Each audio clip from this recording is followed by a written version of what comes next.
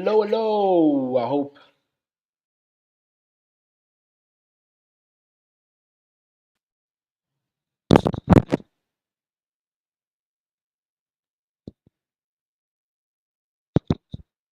Hello, hello. I hope everybody's well. Happy Wednesday, and thank you so much for joining us this lunchtime. My name is Tepo Kapane, and I'm part of the team at Black Bullion South Africa. And we love hosting these types of sessions where we can interact with young people. So today's webinar is all about dealing with money stress. Yes, money stress. It's something that we all experience and it can be quite overwhelming. Sometimes the source of the stress can be internal, sometimes it can be external. So, from trying to figure out how you will pay your fees to dealing with financial pressure from home, not having enough money for food, accommodation, wanting certain things so you can fit in and just feel normal, to trying to juggle bills and debts and all these financial responsibilities. So, today's session is all about sharing ingredients to help you along this journey, to help you finesse this life thing. Because, hey, the bills, the money has got us super, super stressed. And of course, we've got a fantastic expert that will be joining us for this session, a clinical psychologist, mind I say. So, a big and massive shout out to you guys for joining us and for Sanlam Foundation for making all of this possible. We also appreciate the South African Depression and Anxiety Group for their support. Collectively, our aim, our goal, our mission is simple: to build a community of young people who do want to become financially savvy. It's a very, very simple mission, and we hope to achieve it. In the meantime, please drop me a message in the chat box and let me know, where are you currently watching from? Where are you watching this webinar from? I'm all the way in Johannesburg. That's where I am. But this is all about you guys. So, where are you currently watching from? Get into the chat box and let me know. In the meantime, there are a couple of things that I want to share in terms of some house rules and things to take note of. Please use the chat box to ask questions, to interact with me, other attendees, members of the Black Bullion SA team who are also joining us as well. And during this webinar, we will give away some goodies. So there'll be some amazing things that we'll give away. And then also please do note that the webinar is also being recorded as well. So lots to look forward to in terms of today's session. In terms of social media, you can find us everywhere. So we are on X, we are on Instagram, we are on LinkedIn, we've got a Facebook page, Black Bullion South Africa. So please do find us on social media. In terms of some of your messages, let's see where people are. Tobela says, I'm out in Pretoria studios at Burnett. Sibongile says, I'm watching all the way from sunny Cape Town, Katlego, in Josie Maboneng. Dimak Atseng says, I'm in Auckland. Park Zanele saying, I'm all the way in Cape Town. Tojani is saying, I'm representing Epitori. So we've got people all over the show. Thank you guys so much for joining us. Do get onto social media. Do follow us. Why? Because that's one of the ways that we're going to give away some goodies today. So I've got a couple of goodies that we're going to give away. We're going to give away two Sorbet vouchers valued at 500 bucks each. Maybe you're stressed by money things. Maybe you just need a manicure. Yeah? Maybe a massage just to get you right. So you might stand a chance to win one of two Sorbet vouchers. We'll also give away some cool Black Bullion merch. Hey, we've upgraded this year, guys. We've got merch, we've got e-party, we've got mugs. Hey, we're doing big things. And how can you potentially win? The first is follow us on social media, right? Post about the webinar, tag us at Black Bullion SA. And of course, engage with us in the chat. So let us know where you're watching from. Ask questions. Share your opinions on the webinar. That is your opportunity and your chance to win some goodies, right? So lots and lots of lovely things to see. So what's on the menu in terms of today's session? We'll be introducing our expert guest in a little bit. We'll be touching on the 10 ingredients for tackling money stress. We'll give you guys an opportunity to engage with our expert in a Q&A. Maybe there's a specific question that you have around navigating that money stress. We'll do some giveaways of our vouchers and our goodies, and then we'll wrap things up in terms of our webinar. So before I bring in our guest, I was thinking about this question this morning, right? Just a random money question, and once again, another opportunity to engage. What song or movie title best describes your current money situation? I'm going to ask our guest to also answer this when she comes on. But what song or movie title best describes your current money situation? You know, for me, guys, if you've ever watched the movie Italian Job, that's it. I got paid yesterday, but I'm like, I need more money. What heist do I need to do to get more money?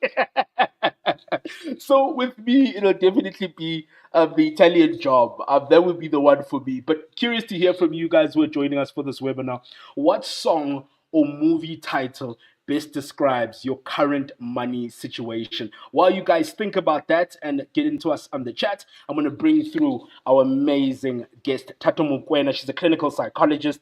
She's all about soft landings, right? Creating spaces where we can get better and we can take things easy on ourselves, but have all the skills, the knowledge, the tools, thanks to her, to live a holistic life. So I'm going to bring her onto the screen. Please do welcome her. Tato, welcome, and thank you so much for joining us for today. Hi, Tepo. Thank you for having me. Lovely. I'm actually going to throw the question out to you, right? So, Okay. what song title or movie title describes your current relationship with money, whatever it may be, good or bad? Oh, you're putting me on the spot. The first thing that's coming to mind is what's that song? Every day I'm hustling. I get you. I guess the one by Rick Ross, right? Yeah, if I don't work, I don't get paid. Hey, and we need that moolah. We need that paper. A couple of other people responding. Terrence says, "Die hard." Hey, kunzima, tough. Better. Percy says, "The pursuit of happiness," because hey, it's happening. Oh, good things.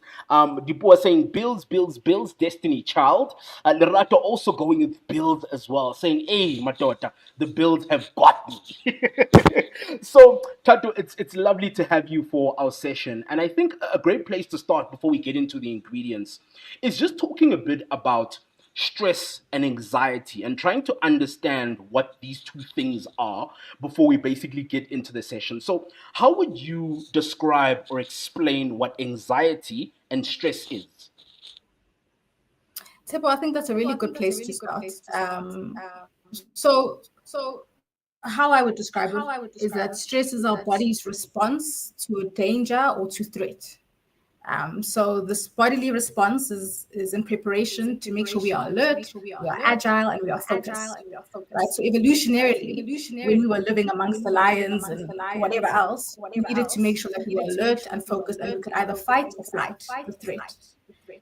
Now, the less physical threats, I mean, people would argue maybe not so much with the rates of crime and so on, but it's less about physical threats and more psychological threats. So maybe the threat is not belonging, the threat is loss of respect, maybe it's the threat is physical well-being, whatever it is, stress and anxiety is a response to that threat. I like to differentiate between stress and anxiety and say that stress is often more short-term and it's in response to a stressor or in response to a trigger. So you have a test, you are stressed about the test. Anxiety oftentimes doesn't have to have a trigger per se, and it can linger longer than stress would. So some people are anxious and there isn't necessarily something specific to be anxious about. And where they may look the same, the intervention may be a little bit different for both of them. What I'm understanding from you, Tato, is that these can be normal responses like anxiety and a little bit of stress of whatever you're dealing with. But at what point does the anxiety and the stress actually become harmful or problematic? And I think you've highlighted something really important, Tipo, that it actually is a helpful response when it's in proportion, right? It keeps us motivated, it keeps us alive, it keeps us focused. Where the issue comes in is when it impacts your functioning, when it actually does the opposite of what it's supposed to do, right? When it impacts your physiological functioning. So maybe you are ruminating. So ruminating is like persistent, repetitive, intrusive thoughts. Maybe you are more edgy and restless. You're lethargic, you're not sleeping well. There's impaired concentration, you're not able to get tasks done. So when it's starting to impair your functioning and your ability to work day to day, then it may be a problem and you may need to seek help. I would say that. I think that that definitely makes sense in the way that you've explained it. That it's not necessarily harmful, but there are points where it can become harmful and problematic, especially if it's sustained and so forth. I think Tato, money is something that we all have to deal with. But how does financial stress specifically affect both our mental health and possibly even our physical well-being? I think that links exactly to what we've discussed around the physiological impact, right? So stress in excess can cause these physiological responses we've discussed, lack of sleep, body pains, all that kind of stuff. So obviously that's a physical response, which will have a physical impact in the long run, if it's over a long period. But also, if you're in pain, your body's sore, if you're not sleeping, it impacts your mental health. We know that if we haven't had a good night's rest, we're not alert, we're not coping well generally during the day. So those kind of physiological things can impact your mental health. But also, if you're ruminating and worrying about money, what can tend to happen is you want to shut that noise down. And what often happens is people shut that noise down with things like substances or other addictive behaviors, right? Sometimes you have the drink and the voice is quietened a little bit and it helps you to sleep. And if that's done in excess, that can cause major mental health issues in the long run. But then we also think about self-esteem. A lot of our confidence and self-esteem is linked to what we have, right? Whether it's good or bad, it's often what we can do, what we have, what our status is, what job we have. So I think there's often a feeling of insecurity when there's financial insecurity, or if people are overwhelmed financially, it can impact their overall well-being, and mental health. No, that definitely makes sense. I think this is a great place for us to get into some of these ingredients and start speaking a bit about them. So, the first ingredient is just around seeking help and speaking up if you are feeling some type of way and there's some pressure and there's some financial stress going on. And I know, Tato, sometimes many of us are unable to seek help or to speak up because sometimes there's a sense of shame when you're discussing like financial issues and going through certain things. I mean, what advice do you give someone who's struggling to open up to seek help? Yeah, no, shame is a beast.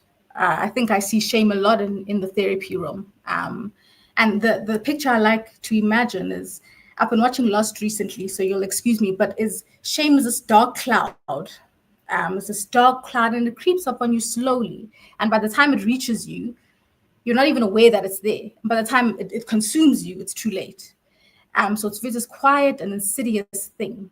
And so we have to be very careful about how we entertain shame, because shame says that you are bad. Shame says I'm unworthy, I am wrong, I've done something wrong. And this can lead to really destructive behaviors and the need to almost punish yourself. There's actually research that compares shame and guilt with each other. And they say that guilt is more productive than shame because guilt says, I've done something wrong. And if you've done something wrong, you can fix that thing. You can do better next time. But shame says, I am wrong. I am bad. And if you are wrong and bad, then you need to be punished. And that's less constructive. It's less helpful. So shame, I think, is really insidious. And the way that it can be managed is that the antidote to shame is connection. So when you feel connected, when you feel seen, is when the shame is reduced. And it's ironic because the thing that helps us is the thing that we're afraid of. Like we're afraid for people to know our shameful secrets about money. We're afraid for people to know we're in debt. We're living beyond our means. But that's the thing that resolves the shame, that fixes the shame is by sharing. It would be important, obviously, disclaimer who you share with, because if you share with the wrong person, you could go deeper into shame. But it's important to share to actually to work through that shame. The shame can't survive in the light. It requires darkness and secrecy to survive. 100%. I think sometimes when we are going through financial difficulties and issues, you sort of feel like you're the only one that's going through it. But I think you're right. I think talking openly about money and speaking to friends and family and people you trust and maybe a financial advisor can help you to lift that burden and then to reduce those feelings of just isolation and feeling alone and feeling like you're wrong. So I completely agree with what you're saying. And I know a lot of the sentiments as well, even in the chat, speak a lot to that as well. So, in terms of our second ingredient, and I think it's a super interesting one because this one now speaks about the element of money.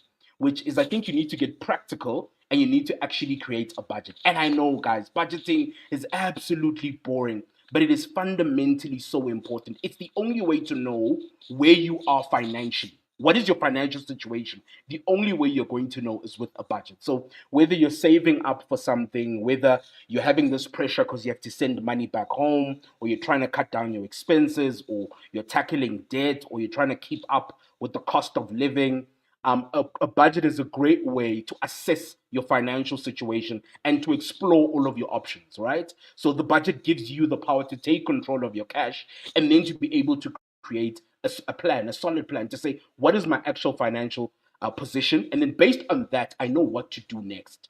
And thankfully, on the Black Bullion platform, we actually have a budgeting tool.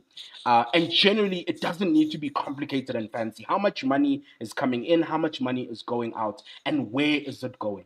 But the budget is a really, really important thing to also consider when it comes to, one of the ingredients to help reduce your money stress. And I hope that people are budgeting.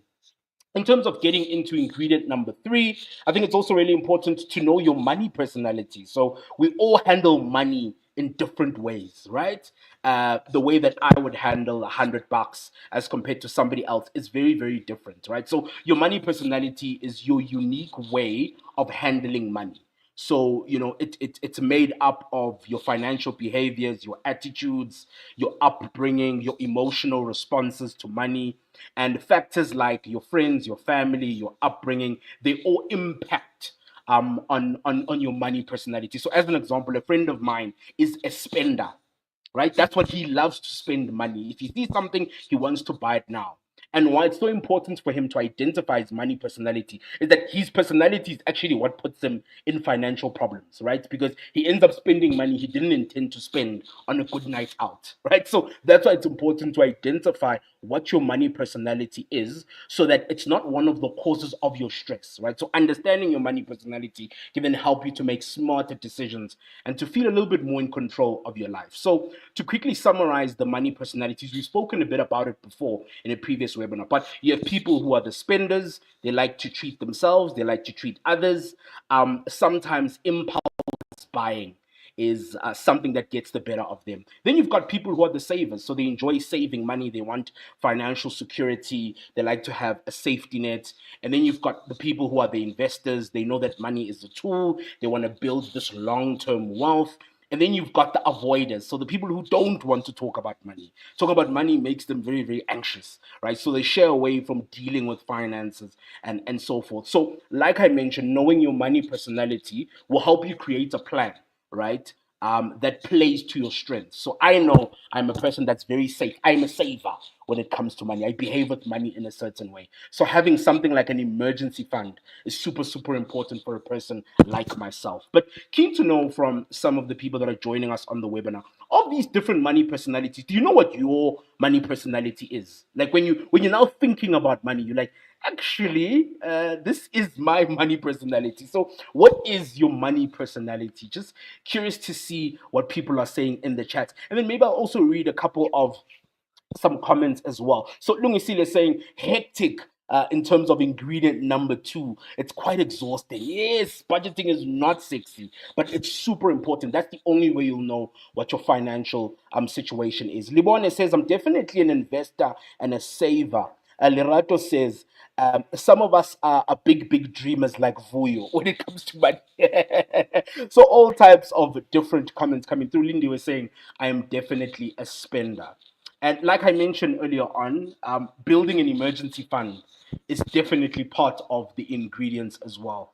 It is very, very important. And the reason it is super important is if you are nervous about money, if you are going through things, because things tend to go wrong when you're a young person, having this emergency fund is like having an insurance policy when things go absolutely crazy. So, life's a roller coaster. So when it comes to having to fix or replace your phone or your laptop, or you have to do car repairs, or you needing to buy new textbooks or study material, or maybe you've got that last minute transportation costs, an emergency fund will help to cushion those financial blows.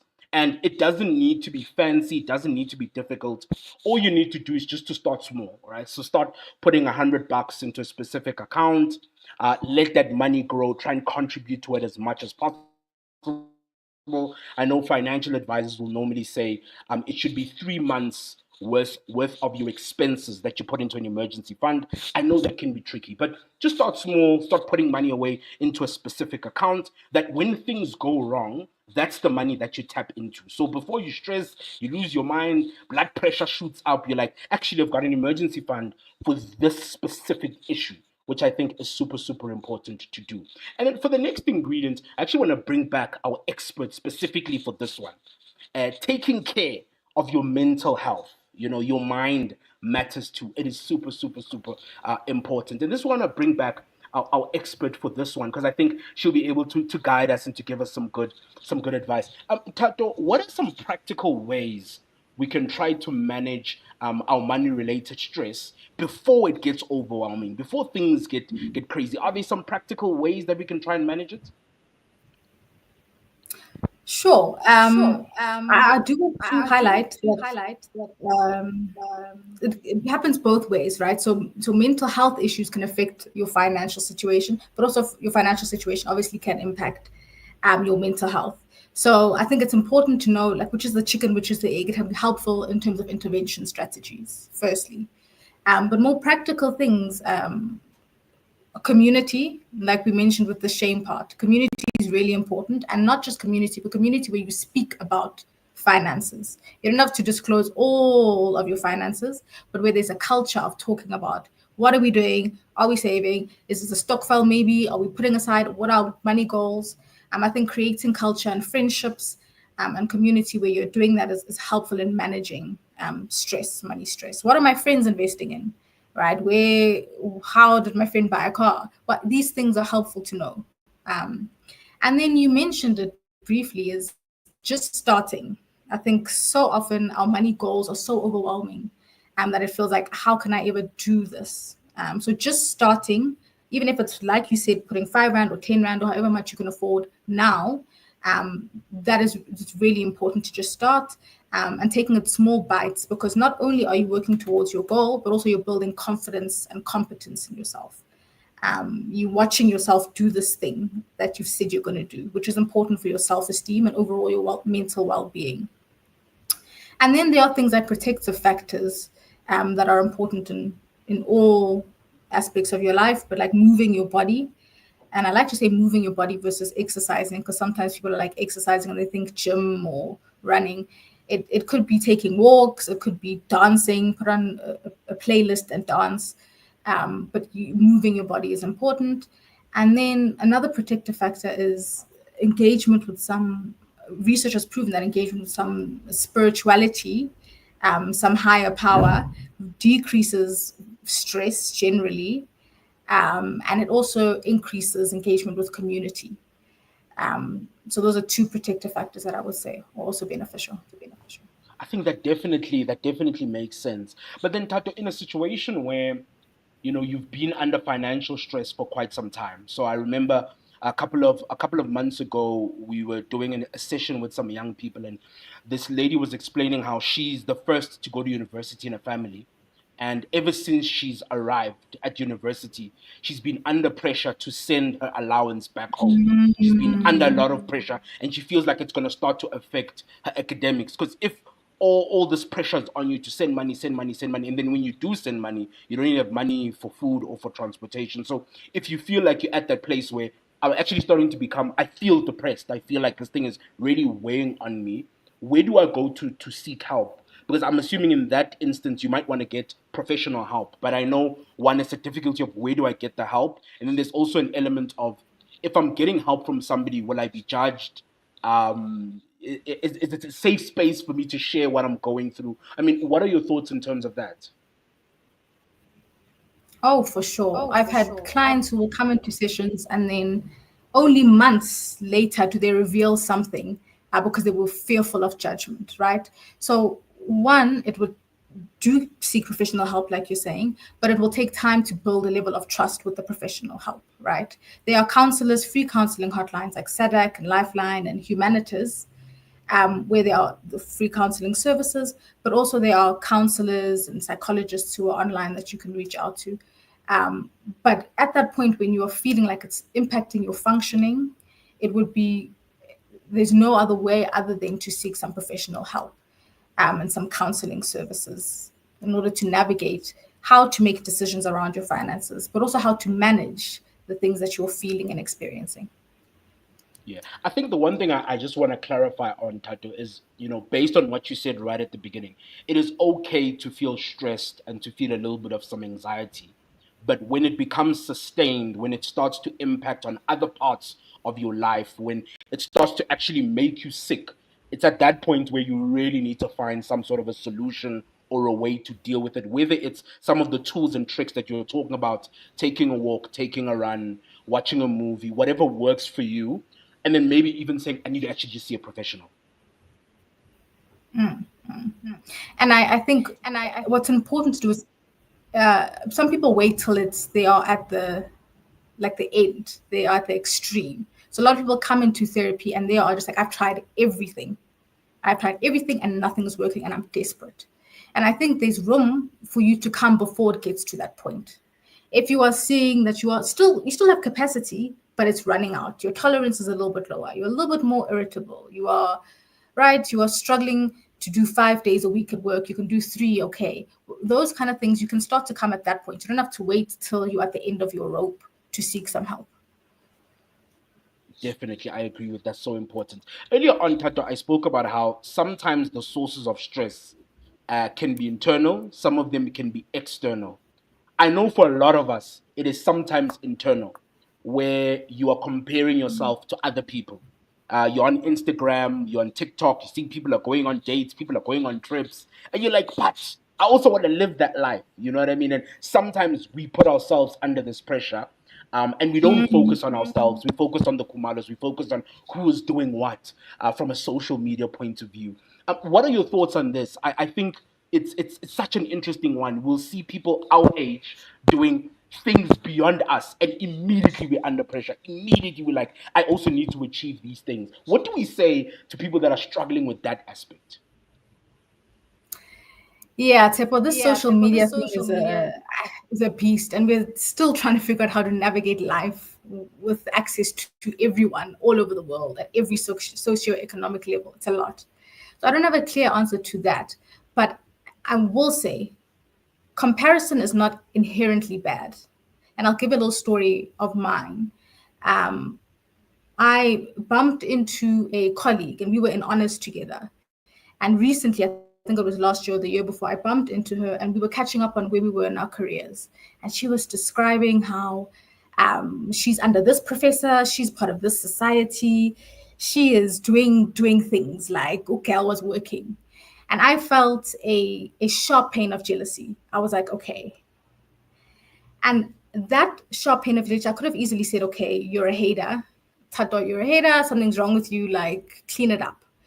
But what was more helpful for me is to investigate what is that pang of jealousy? What's happening for me that I'm feeling that way about her?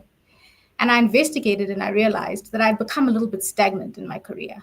That I had said to myself that I would make a move and I hadn't made that move yet because I was comfortable. And so that comparison actually motivated me, propelled me to make a decision, to push me to start my own practice, which is where I'm at now. So comparison is not inherently bad. It can motivate us, it can keep us agile and moving. Where it becomes problematic, obviously, is like you're discussing, if you're at home scrolling through people's lives, and we're not empowering ourselves to do something. We're not investigating firstly what's happening within us, and then not empowering ourselves to make a move or do something with that. Um, yeah, so I think, like I'm saying, the social media thing is really overbearing and can be very paralyzing. But I Yeah. think sometimes we have to investigate what's going on versus trying to run away from it immediately. It's such a difficult one from a social media point of view. And I mean, I'd love to hear from some of our attendees what their thoughts are. So please jump on the chat around just focusing on yourself and not the kumalos, because sometimes we think all the things that we see on social media are real. that people are living these perfect lives, and now we want to have the exact same thing. And maybe you've got different goals, you're on a different journey, you've got different money priorities, and maybe just sticking to your goals and your values is the smarter thing to do. But sometimes we allow pressure to overcome us. So I'm keen to see what some people will say in the chats. There's so many comments coming up. There's one specific one that I want to save it for the Q&A, but I want to just raise it so that our expert is also aware. Because a lot of people are reacting to a specific comment by Percy. So Percy says, coming from a township, the thought of telling anyone your struggles is already quite challenging. I don't even tell my family how stressed I am. I think, Tato, this will be the first one that I'd love for us to delve into in the Q&A, because a lot of people are reacting to this type of thing, saying the environment I come from is not one where we have an opportunity to talk even about stress in general. Now we need to talk about money, which is very, very emotional. So, Percy, you're going to be the first one that we deal with, which I think is a super, super, super interesting one. Getting back into our ingredients and talking a bit about one or two of the other things that you can do in terms of trying to reduce your money stress. A lot of people's source of stress, particularly older people or people that have an income, is debts. This idea of getting into debt. And what we say is pay off that buy now, cry later type of debt. So juggling debts can be unbelievably difficult. And I think one of the things that you need to do is almost focus on paying off that debt as much as you can. And I know on the Black Bullion platform, we have a number of tips and tricks and some great content around ways that you can start tackling your debt. So there's something called the snowball method, where you focused on your smallest debt, and you start to pay it off, and then you go all the way to the biggest debt. And then there's something called the avalanche method, where you focus on the debt with the highest interest. But it is very, very important that you focus on the debt. I was actually having a conversation yesterday with a friend of mine that uh, has quite a lot of debt. You know, that debt that stresses you and wakes you up at night. And I was saying to him, if you want to get out of debt, you can't live the same lifestyle that got you into the debt. So you need to focus on what are my debts, which the budget will tell you, and then to say, I need to actually start paying it off. What do I owe? How much do I owe? How much can I pay? And then come up with a strategy. So I think the ingredient around paying off debt is also super, super important. Getting into ingredient number 8, and I think we've touched on this one a little bit as well earlier on with Tato, and this is around just dealing with the stress. So don't blue ticket, don't avoid it, don't try and take a nap and say, hey, this thing will figure itself out, because when you wake up it'll still be there. So I know a lot of us sometimes feel stuck, and we just expect money stress to solve itself. But we do sometimes need to face reality and come up with a plan of action. And maybe it's another opportunity to bring our experts into it as well.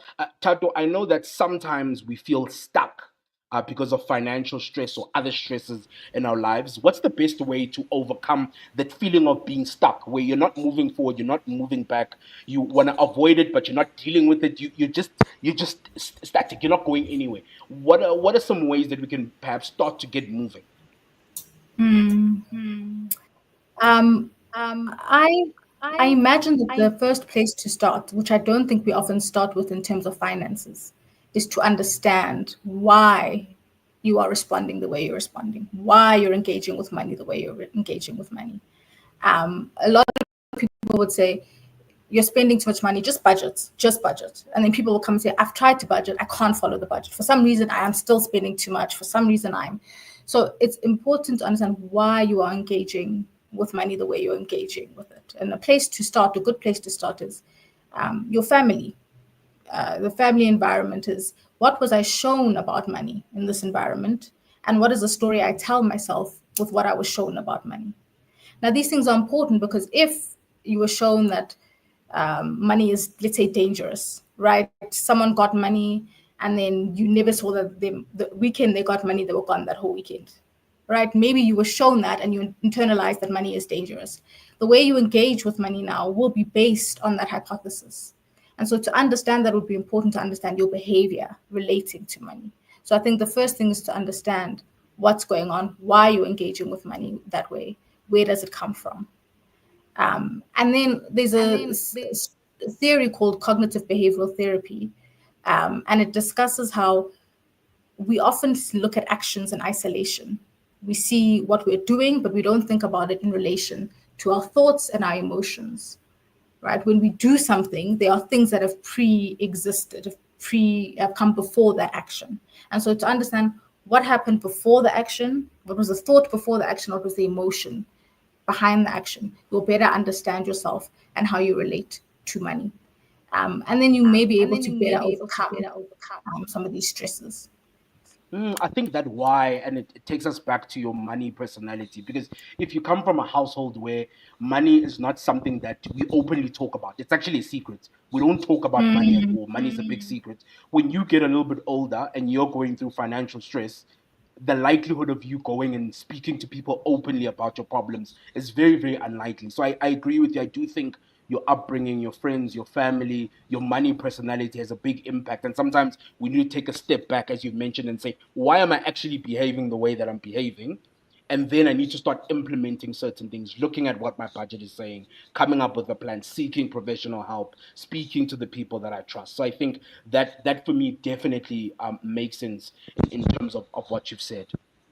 So getting into ingredient number 9, and once again, Tatu, you spoke a little bit about this, the risky behavior, the risky things that we sometimes do, which is really a distraction from the stress, from the money stress, from the money pressure, which I think is another element of it. So I think in terms of ingredient 9, it's the things to avoid.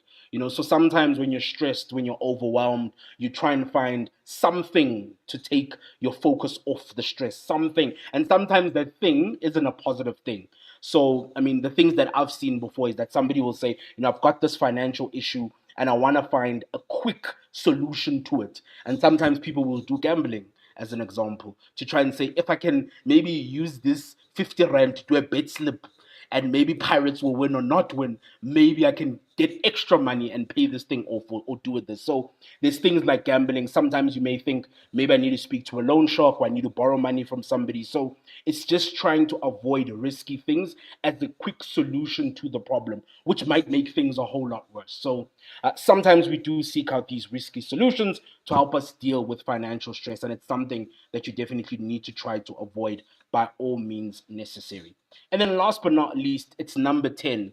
And for me, this is probably the most important ingredient. I know, Tato, you are big on this, and maybe you can talk about why it's such an important ingredient. Just to be kinder on yourself. I guess this goes back to the shame topic. Shame provides self-destructive behaviors, right? Self-punishing behaviors. Kindness gives grace, right? There's room for movement when I'm being kind and compassionate with myself. How can you respond with eagerness and motivation if you are beating yourself up and you are talking badly to yourself? So to start from a place of compassion and kindness would be important if you're going to make any recovery, any movement forward, any progress. Yeah, no, we definitely need to be kind on ourselves. I think we put ourselves under a lot of pressure. We want things to happen quickly in a specific way. And, financial stress can be so overwhelming. And it's easy to feel like you're the only one going through this thing. But you need to be kinder to yourself, treat yourself with some kindness, some understanding. The same kindness and understanding that you would give to a friend or a family member going through tough times. And I completely agree with you. We have to be kinder to ourselves. That wraps it up in terms of the ingredients, which means we've got enough time to go through the comments. There are so many comments and questions and things that young people are going through. And I want to go back and start with Percy's comment. So for those that have just joined now, I'm just going to quickly read what Percy's comment is. Percy says, coming from a township, the thought of telling anyone your struggles is already challenging. I don't even tell my family how stressed I am. Tato, what do we say to somebody like Percy? Because I think a lot of people can relate to what Percy is going through. Even if it's not financial stress, it could be anything that isn't going right. What do we say to somebody like Percy and a whole lot of other young people? Yeah, Percy, this is really hard, and so relatable because, like, what for a lot of our families, what is depression? What is anxiety? What is just like go to work, figure it out, it'll be okay. Um, but I think one thing, or a few things rather, but first would be, it would be important to evaluate what have you internalized from your environment and what do you agree with. So do you agree with the fact that stress doesn't exist, that you shouldn't talk about stress, that you shouldn't talk about money? If you don't agree with that, then it's okay for you to behave differently, but environments that serve or are in line with that agreement. So the second would be to find environments that align with what you're trying to build, what you're trying to do. And that could be outside of your current community.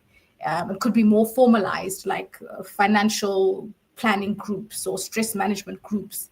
But it could also be finding friendships outside of the people who have those beliefs. So I think it's important to understand, what do I believe about this thing? What has my environment told me about it? What do I actually believe about it? And how can I cultivate community and relationships outside of that? Yeah, definitely. It's one that I think a lot of young people are definitely struggling with.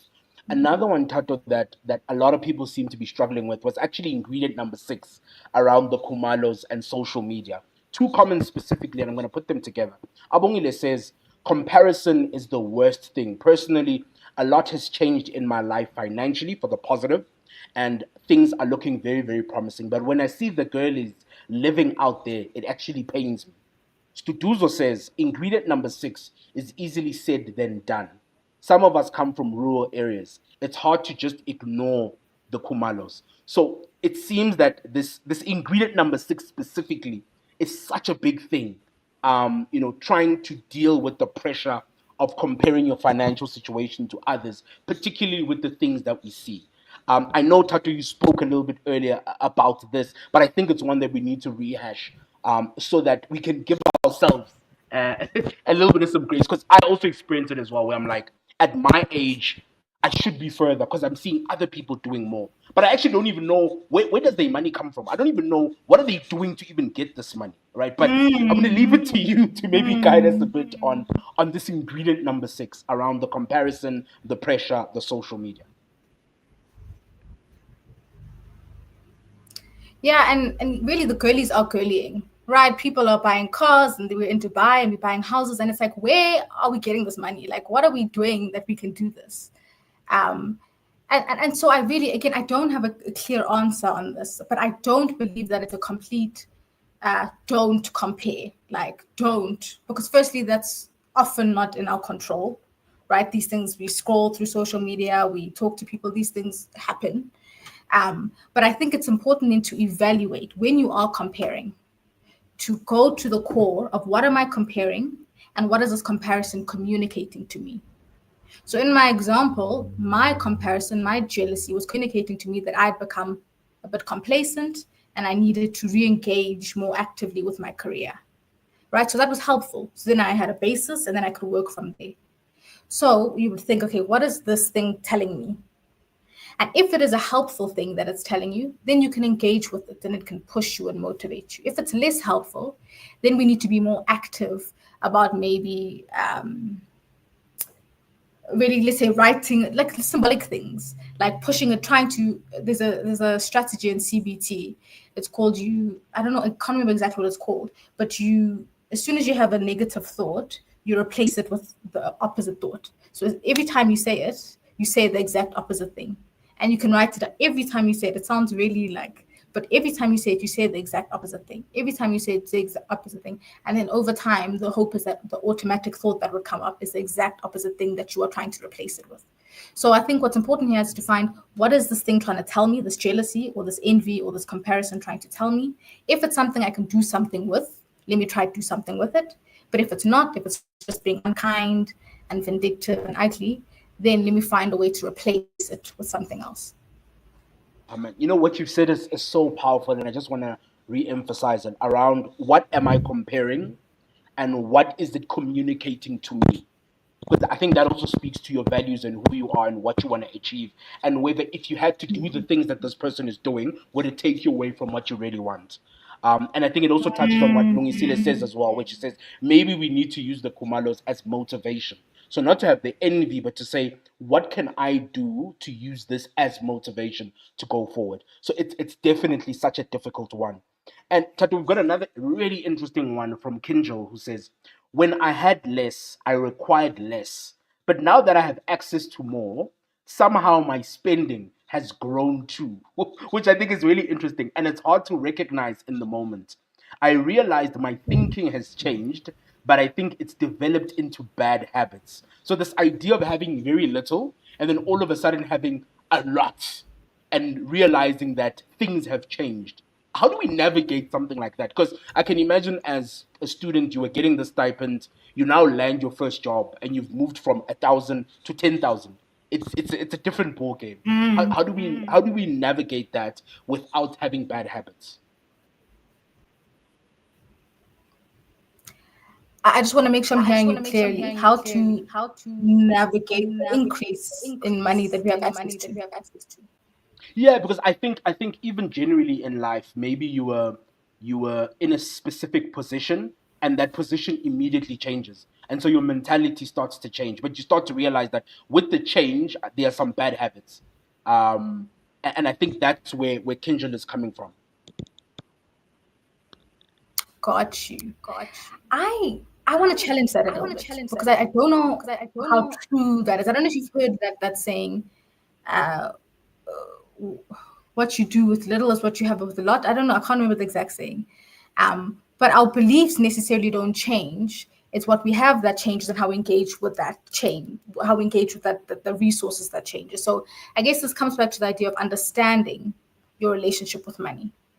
And understanding that maybe you were responding to the little money that you had before, because of a certain belief about what it means to have this amount of money or this to be at this stage in your life, versus if you have a little bit more money and that might change. So I don't know if I believe that your beliefs change per se. It's more understanding what does this change in finances mean about how I'm engaging with the finances. The way I see it is that your relationship with money and the things that you want to achieve, your goals, they don't change when you get more money. Those things stay the same, right? You just happen to get there a little bit quicker. So if Mhm. your relationship with money is X, if you're saying, I want to achieve certain things, when you get more money, those things don't change. So if you say, I want to live within my Sure. means, when you get more money, you don't necessarily change that. When you say, I want to follow and stick to a budget, when you get more money, you don't necessarily change that. So I think sometimes there's this fear Uh-huh. that when I get more, I might feel a bit guilty about having more. And I don't know if that is an element of it as well. So maybe even the guilt of actually having more might be an issue. That's a good point. That's it's a really good point. And I'm also thinking that maybe if you're, and this goes back to what is the story you tell yourself about money. So if you believe that money gives freedom, when you have money, you'll act in a way that money gives you freedom. Or if you believe that money is you don't have to be accountable to anyone when you have money, then when you have money, you'll be less accountable, right? Your accountability may have changed, but it's because of the resource changing versus the belief changing. You just didn't have the money to not be accountable before, or you didn't have the money to not whatever before. Um, so that's why it's important to understand what is the story I tell myself about money, because whether you have a little or a lot, the story remains similar. It's just how you engage with the story is different. Definitely, definitely. I think that definitely makes sense. There's another question that has been coming up, and I've been sort of trying to collate all of it. And it's around this, Tato. How do I set financial boundaries with friends and family without feeling guilty or coming across as selfish? Whew, it's yeah, it's a difficult one as well. It is, and I'm sorry to burst your bubble, but I don't know that you can control how other people feel about your boundaries, and I don't think it's our responsibility to control how other people feel about our boundaries. Obviously, it's beneficial to communicate our boundaries with compassion and clear communication to say, this is what's happening in my life at the moment. So these are the decisions I have to make. I don't love you less, but these are the current decisions I have to make. So clear and compassionate communication, but after that, you cannot control if someone thinks you're being selfish or if someone thinks you're being stingy. And I think we work too hard to try and avoid negative emotions.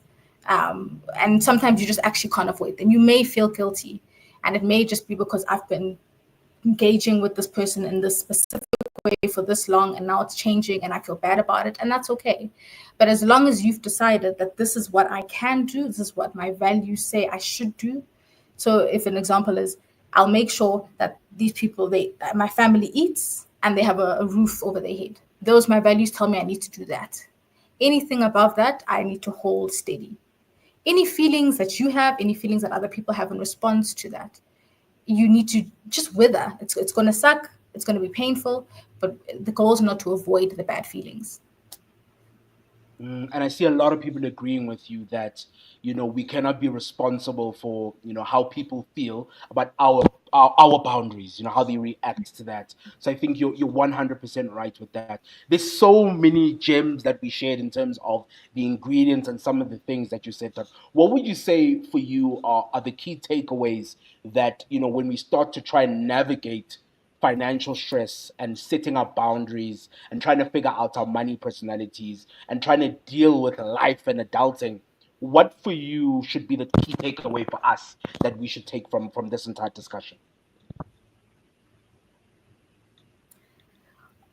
We are all living for the first time, as far as I know. We're all doing this life thing. This is a lot of trial and error. A lot of us were not educated or informed about finances and about how to manage our finances and invest.